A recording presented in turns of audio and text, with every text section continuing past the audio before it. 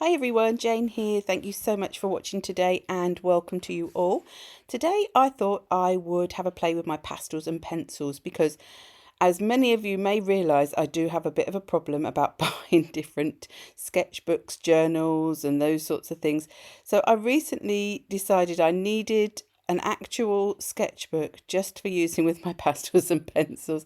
So I got hold of this Canson, I hope I'm saying this properly, Tientes, which is specifically made for those products. It's thinner than the other Canson art book I have, and I bought one that was in a portrait because I just fancied that. I think it may only come in the portrait for this one actually.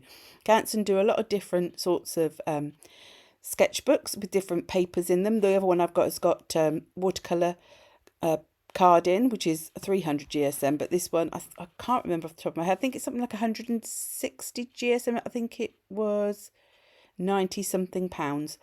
And I just fancied having a book that I could play around with my pastels because I don't play with them as much as I should. So I started off with my pan pastels because I just wanted to get background down. So I will list in the description box all the products I used and the colours I used, so I won't sort of go through them here. But I'm using the Sofft Tools and I'm just trying to get a vague sky and landscape kind of feel going on. To be fair, at the end, most of it was covered up, but I just wanted to have a little go with the pan pastels to get the feel of them against the paper. The paper's got a bit of a texture because obviously it has to have a tooth to be able to take the pastels and the pencils, but it was nice to work on and I really did enjoy it. Now, after I'd done my background, I wanted to do something quite not abstract but quite stylized, quite illustrative, not trying to be realistic, so I wanted to go with some flowers. Now I thought I'd use my circle stencil. I'm not sure where this one's from. It's just a bog standard circle stencil, so you could use a compass, you could use things that you have around you to to draw the circles in, and I was making the flower centers. Then I was using a Unipin 0.5 pen and it didn't really like the paper surface, so I switched to this Pentel Brush Pen. Now when I first laid the first bit down, I did think, oh my goodness, this is a mistake, look at how dark those lines are. But as I got into it, I absolutely loved using this pen. It's like got a brush tip, it holds cartridges and the cartridges are waterproof ink, so you can use like watercolor and things, and it was really different experience. It's not something you would use if you want to be very neat and specific. It gives you really brush like lines. It's very expressive, I would say, and as I was using it I just found it more and more fun. So it made a very dark line, so if that wasn't something you was looking for, that is probably not the pen to use. But it is one that I bought recently when we went on holiday when we was in Bristol, and I went to a couple of art shops there, and it was a pen I had already been looking at, and I just bit the bullet and bought one, even though I know I paid more than I would have done if I'd have bought it online at home. But I wanted to help support a local shop as well, and I'm really pleased I had a go with it for this project, and I will be using it more and more hopefully. Now I wanted to, again, I knew I was going to use pencils eventually, but I wanted to have a go with my pastels. So these are the Unison pastels to start with.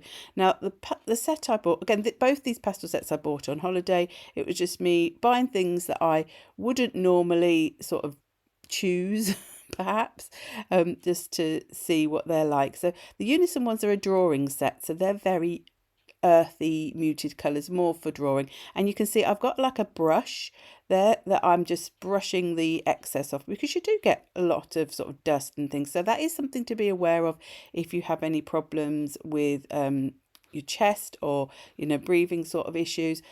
Make sure that you are in a big area, and I decided to use the brush rather than blowing, so that it was going more towards my table rather than into the air. And then what I did was I was regularly cleaning off my table space, wiping it down to catch all the dust, to get rid of it. And I'm just using the pastels with my Sofft Tools, and I have to say this was such a lovely experience. Now, I am not normally somebody who would probably choose to use pastels. I haven't overly used pastels, but I found this really enjoyable. You get a really quick lay down of colour. I'm using my finger as well, so but you don't have to use your finger. You could use tools. You could put on a glove. You know, it's personal choice. I didn't mind. I didn't find actually you get as messy as what I thought you would get. So I'm filling in the middles of the flowers, my imaginary flowers, and I'm getting lots of colour now. I'm trying to do layers and seeing how it works, because I knew I was going over with pencils and that you wouldn't necessarily see all of this, but I wanted the experience to see how they felt, what I could do, how precise I could get.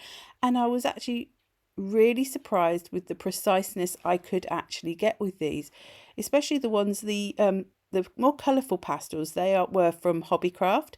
They're just, I think, their own brand. There's Shaw and Marsh. They weren't very expensive at all. The Unison ones were, you know, a lot more.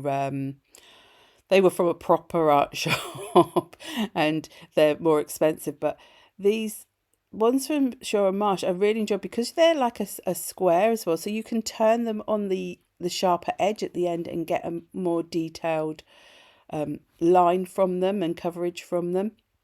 But I just had so much fun, and it was so freeing, I would say is the word, to use these.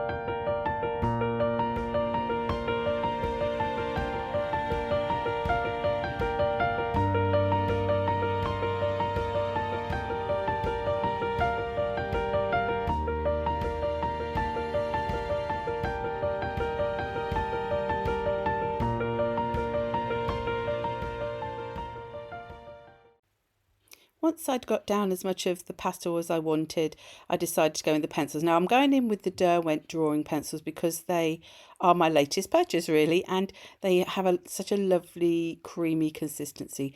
Now I knew these are a quite muted colour palette, so I wasn't too worried. Wasn't trying to create anything super bright, so I was going in with the colours, which again I will list all the colours I used in the description box below, and I'm just adding a bit of colour and then blending in other colours. And I am not a pencil expert, so I just do what makes me happy when I'm colouring in. I don't have a specific technique for how I colour, and there are lots of people on YouTube who are specialist, more specialist in colouring pencils than I am. I'm more of a jack of all trades, master of none. So if you were interested in people who could show you better colouring techniques with colour pencils, I'm sure you would find them. So I'm just going around adding in the colour where I feel like it.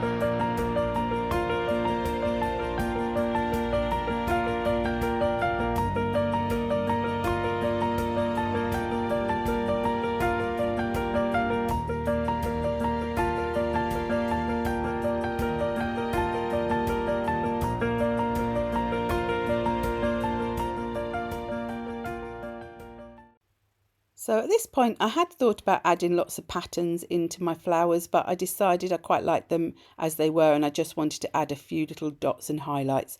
So I'm going in with my Posca pens, which are the 3M in white, gold and black, and they went really well over the top of both the pastels and the pencils, no problems at all. After I had done this part, I decided I wanted to seal my page with some Spectrafix, which is a really kinder to the environment and kinder to you sort of spray. It's a natural product based fixative, and I thought I had set my Posca pen with my heat tool, but it turned out once I'd sprayed my spray that I hadn't made sure that it was all totally dry. So you will see in the final pictures that there may be some little splodges where a few bits hadn't quite dried. So as soon as the spray hit them, they sort of splodged out, and so I had to try to fix them the best I can. But the Spectrafix itself, this morning I checked with my finger over the project to see how the pastel was, and none of it came off on my fingers, so I think that was working pretty well.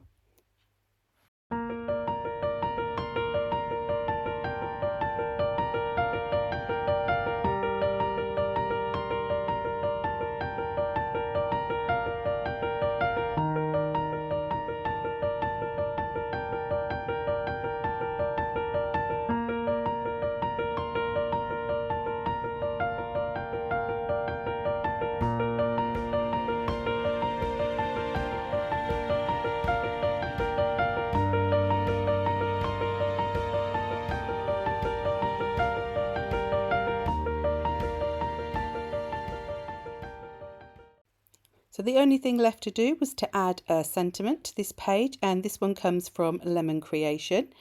And I'd just like to say a big thank you to everybody for watching today. If you have enjoyed this video, do please give it a thumbs up and a comment if you would like to. And if you are able to hype the video, that really helps as well. It doesn't cost anything to you and it helps to promote smaller creators.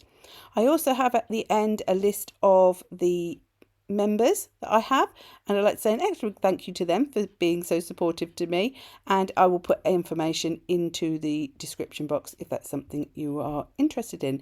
So until the next time, bye bye.